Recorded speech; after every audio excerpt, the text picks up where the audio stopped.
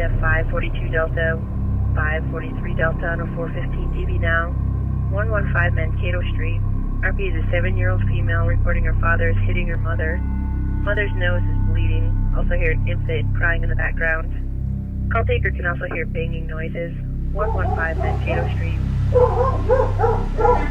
not the first time this has happened. My dinner wasn't ready, and now you're telling me you're somewhere that I know you were. You're lying. This is not the first time this has happened. Again, my dinner wasn't ready, and now you're telling me somewhere that I don't talk to me about the children. Liar. Don't talk to me about yourself. Tell me look in around right now.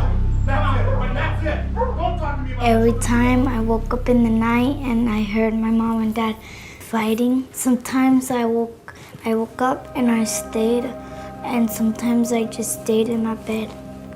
He would beat my mom, of course, and then call her out of her name, verbally abuse her.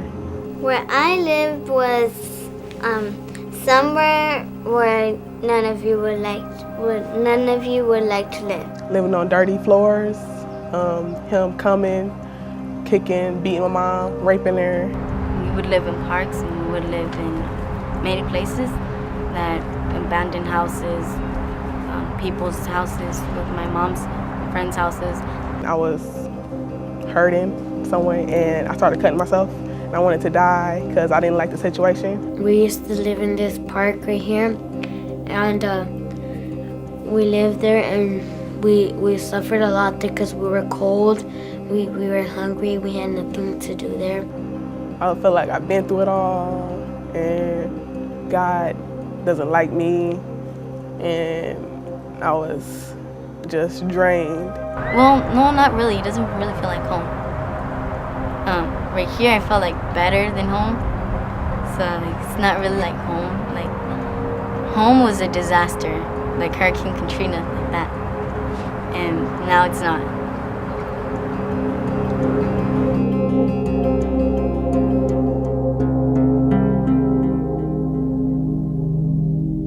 We started doing family violence work looking at children because we're a youth serving agency and that's where we came from. So when we decided to open a shelter, we really made sure that we designed it in a way that a mom can bring any of her children.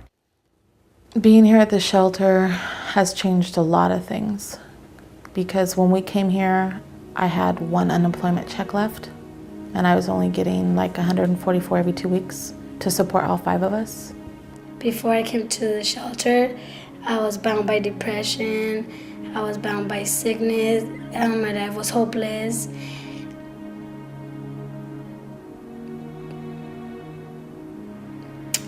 I was destroyed. So when I came here, it gave everybody a place, security. They knew where they were going to go. They knew where they were going to wake up in the morning. My kids no longer have to run to the phone to call the police because there's being violence in my house. We're no longer being abused, mentally and physically. They could sit down and actually have dinner without having to be on the go or wondering what was going to be for dinner. My kids now have stability. They have good grades. They go to school. They're good kids. The children's services, to me, are some of the most important for our community to do, because if we really are going to break the cycle of violence, we have to work with the children. The trauma they've been through is more than anyone can imagine. The most exciting thing we've been able to do recently is we've opened Mi Escuelita Preschool, and that preschool is specifically for kids who've been exposed to violence. Mi Escuelita was really a very long-term dream that our executive director and the superintendent of schools had about what we could do to meet the needs of this very special group of children. These are children who often are not ready for school when they enter school, and they're not successful. There's sometimes children who are asked to leave other kinds of settings because they may have behaviors that cannot be worked with as well as they can in this kind of a setting. Matthew has changed a lot since moving into the shelter, and when he started attending the Escuelita in June, he calmed down a lot and started becoming more verbal, and I really think that because they cared a lot about his situation at home and us moving around from hotel to the shelter, that he just like blossomed. For children, play is really how they learn, especially at this very young age. And so we teach them how to do that in addition to their academics. Let's do the ABCs. I want to hear Matthew and Ian. Ready? 1, 2, 3. A, B, C, D, E, F, G, H, I. What really blew me away was when he started including his preschool teachers in his prayers at night. He would say, God bless them, God bless Miss Claudia and Miss Alicia.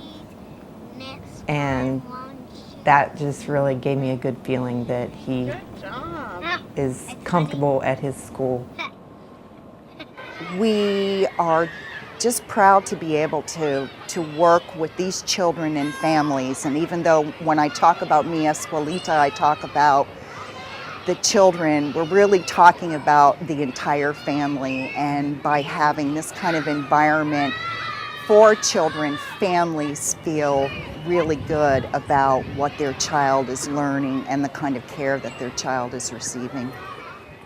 Casa Segura has offered us a lot, and can't wait to put it to work when I'm out of here, to let people know that there is a place where people help, people that do care, being strangers, that they do care. I'm grateful for what I have. I'm grateful for everything that they offered us. Without them, I don't know where I'd be. And I can't wait to go out there and show the world that people do change, that there is places where families are being restored,